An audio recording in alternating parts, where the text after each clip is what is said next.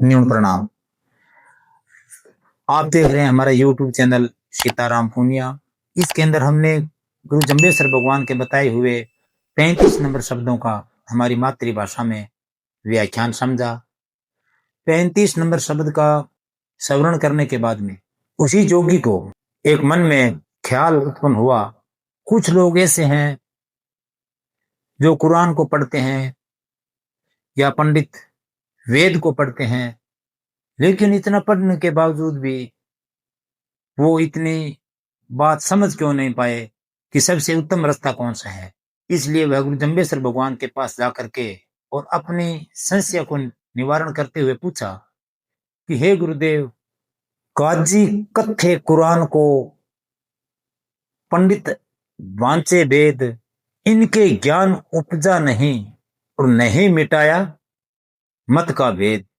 हे गुरुदेव, जब काजी कुरान को पढ़ता है, वह पंडित लोग वेदों को अपनी व्यासपीठ पर बैठ करके गाथाएं भी गाते हैं, तो यहाँ पे काजी व पंडित, जो व्यक्ति ज्ञान का प्रचार करता हो, चाहे वो कैसा भी क्यों ना हो, चाहे वो जामबाणी हरि कथा करता हो, चाहे वो श्रीमद् भागवत गीता बताता हो, इस प्रकार से जो ज्ञान का प्रचार करता है उसके लिए ही आया है कि काजी व पंडित दोनों प्रचार बहुत ज्यादा करते हैं, लेकिन उनको इस बात का सुमरण क्यों नहीं है।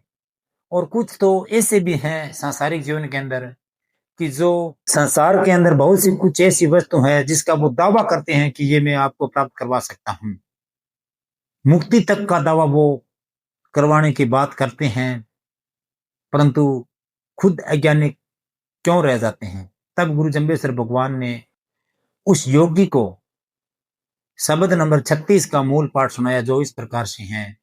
ओम काजी कथे पुराणे न चिन्हो फरमाणे, काफर थूल बयाने, जैया गुरु न चिन्हो, तैया सींचा न मूलू। कोई कोई बोलते थूलू। हे लोगो, हे मानो मात्र या हे योगी, शब्द के अंदर बताते हैं कि काजी कथे कुरान, इसका भाव ये है, कथने का तात्पर्य है बोलना, बताना, कथा करना, दूसरे को पढ़कर सुनाना। अलग अलग अपनी क्षेत्र में अलग अलग भाव उत्पन्न होते हैं, इसलिए कहते हैं कि जो व्यासपीठ पर बैठ करके चाहे वो कथा सुनाता हो, चाहे काजी है तो कुरान को पढ़ता हो, वो केवल मात्र उसको गा करके सुनाता है या पढ़ करके ही सुनाता है। जो बात उस कथा के अंदर, चाहे वेद हो, कुरान हो, शब्द वाणी हो, श्रीमद् भागवत गीता हो, उसके अंदर जो लिखी हुई बात है या उसके अंदर जो फरमाया हुआ है, उसको वो धारण नहीं करते हैं, केवल मात्र गा कर ही बताते हैं, खुद उसको धारण नहीं करते हैं। वह न ही श्रवण करने वाला उसको धारण करते हैं। वो केवल मात्र इससे इतना उत्सुक हो जाते हैं कि मैंने कथा श्रवण कर ली है, अब मेरे पाप है जो नष्ट हो गए हैं, अब मेरे को किसी भी काम का कोई दोष या किसी भी प्रकार का कोई पाप वंचित नहीं रहा है, मैंने कथा श्रवण करने के बाद में सब के सब नष्ट हो गए। ऐसी उनके अंदर भावना होती है, लेकिन वो ये नहीं जानते हैं कि उसके अंदर कहा क्या है और हमारे को करना क्या है, यानी कथनी व करने में अंतर नहीं समझता है। काफर थूल बयानो, जैया गुरु ने चिन्हो। काफर है, थूल बयानो का तात्पर्य है कि वो काफर होता है या वो मूर्ख होता है जो झूठा ही बोलता है या बकवास की बात करता है, यानी सांसारिक बातों में ज्यादा उलझा करके, चाहे कोई भी कथावाचक हो, चाहे कोई भी पंडित क्यों ना हो, वो उनको झूठे भ्रम में डाल देते हैं। और जैया गुरु न चिन्हो, और उसने उस गुरु को नहीं पहचाना, वह उस मूल को भगवान विष्णु की सार तक नहीं जानी, नहीं समझी है। तैया सींचे न मूलू, तो कोई कोई बोलता है फुल्लू। इतना कुछ करने के बाद भी उन्होंने उस मूल को नहीं खोजा है। वह कुमूल का तात्पर्य है कि आन देवताओं के बारे में या आन बान की कोई भी बात है, आन बान का कोई भी रास्ता अपना रखा है, लेकिन मूल को उन्होंने पहचाना नहीं। अगर पहचान भी लिया, जान भी लिया, तो समझकर उसकी कही हुई बात को अपने हृदय के अंदर विचार नहीं किया और ना ही धारण की है। केवल मात्र झूठे ही प्रपंच करते रहते हैं और अनेक लोगों को वादा या दावा करते हैं कि आपका कार्य सिद्धि के लिए आपको ये करना होगा, मैं करवा सकता हूं। इस प्रकार की वो भूल में पड़े हुए हैं।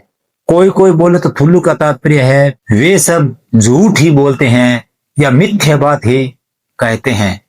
इस प्रकार से गुरु जम्बेश्वर भगवान ने उस जोगी को, जो व्यासपीठ पर बैठे, चाहे तो जमवाणी कथा करता हो, कुरान पढ़ता हो, चाहे आन देव के बारे में जो आराधना करके और लोगों को भ्रमित में करता हूं, सबके प्रति कहा है कि केवल मात्र गाथा गाने से व केवल मात्र गाथा श्रवण करने से कोई भी व्यक्ति पार नहीं उतरता। अगर हमारे को पार उतरना है तो इन सब बातों को ग्रहण करके और हृदय में धारण करना होगा, वह उनकी पालना करना होगी।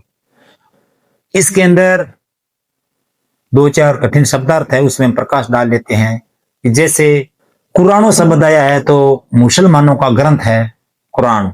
फुरमायो शब्द का है, यानी उसके बारे में बताना, फुरमाना, आदेश करना कि ये बात हमारे को कुरान के अंदर बताई गई है, वो गा करके बताना। काफर शब्द मूर्ख के लिए या अज्ञानी के लिए आया है काफर। थूल शब्द पीछे कई बार आ गया है कि थूल में से झूठ बोलना या मिथ्या बात या थोती बात पे विश्वास करना।